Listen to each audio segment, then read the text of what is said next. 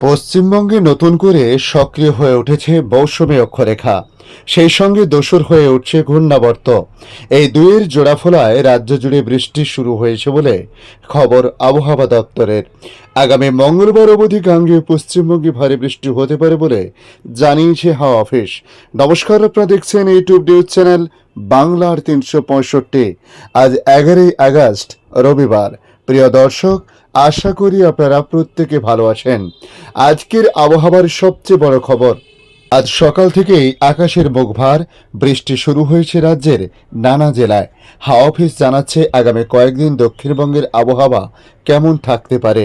এ বিষয়ে আমরা সর্বশেষ আপডেট থেকে যেটুকু জানতে পেরেছি, পশ্চিমবঙ্গে নতুন করে সক্রিয় হয়ে উঠেছে মৌসুমী অক্ষরেখা, সেই সঙ্গে দোসর হয়ে উঠেছে ঘূর্ণাবর্ত। এই দুইয়ের জোড়াফলায় রাজ্য জুড়ে শুরু হয়েছে বৃষ্টি। আগামী দিন এই বৃষ্টি আরও বাড়তে পারে বলে জানানো হয়েছে। আগামী মঙ্গলবার অবধি গাঙ্গেয় পশ্চিমবঙ্গে ভারী বৃষ্টি হতে পারে বলে জানিয়েছে হাওয়া অফিস। শনিবার থেকে আবহাওয়ায় পরিবর্তন হতে শুরু করেছে।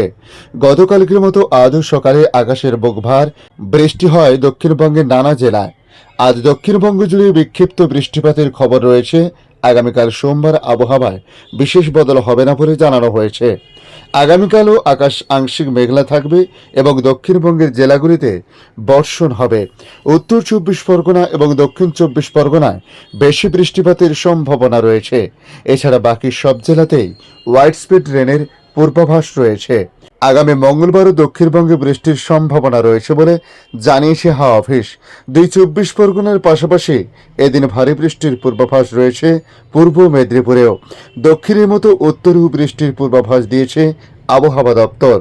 আজ কলকাতায় সকাল ৭টা পর্যন্ত বৃষ্টি হয়েছে প্রায় ৬৬%। তবে অ্যাকুওয়েদার পূর্বাভাসে বলা হয়েছে সকাল ১০টার পর ধাপে ধাপে বৃষ্টি বাড়ার সম্ভাবনা রয়েছে।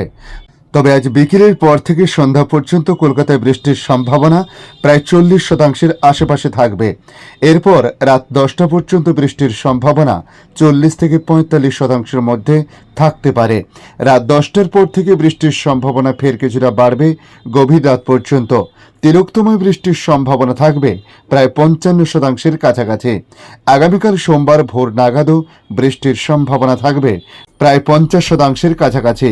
এদিকে আজ দিনভর বৃষ্টি হলেও আজ ১১ই আগস্ট কলকাতার সর্বোচ্চ তাপমাত্রা ঘোরাফেরা করতে পারে প্রায় ৩১ থেকে ৩২ ডিগ্রি সেলসিয়াসের কাছাকাছি। ১২ই আগস্ট আগামীকাল সর্বোচ্চ তাপমাত্রা ঘোরাফেরা করবে আরও একটু বেশি, অর্থাৎ ৩২ থেকে ৩৩ ডিগ্রি সেলসিয়াসের আশেপাশে। এরপর ১৩ এবং ১৪ই আগস্ট কলকাতার সর্বোচ্চ তাপমাত্রা ফের কিছুটা নামতে পারে, ৩১ থেকে ৩২ ডিগ্রির ঘরে চলে আসতে পারে। এরপর ১৫ এবং ১৬ই আগস্ট সর্বোচ্চ তাপমাত্রা আরও কিছুটা কমতে পারে, প্রায় ৩১-এর নিচে থাকার সম্ভাবনা রয়েছে। এই কদিন শহরের সর্বনিম্ন তাপমাত্রা ২৭ থেকে ২৮ ডিগ্রির মধ্যে থাকতে পারে বা তার সম্ভাবনা রয়েছে বলে জানানো হয়েছে। এদিকে উত্তরবঙ্গের আবহাওয়ার পরিস্থিতি নিয়ে বলা হয়েছে সপ্তাহান্তে দিনে বৃষ্টি বাড়তে পারে উত্তরেও।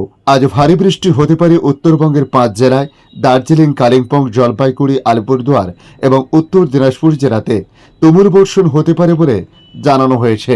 সেই সঙ্গে উত্তরে বাকি জেলাগুলিতেও বিক্ষিপ্তভাবে বৃষ্টির পূর্বাভাস দেওয়া হয়েছে।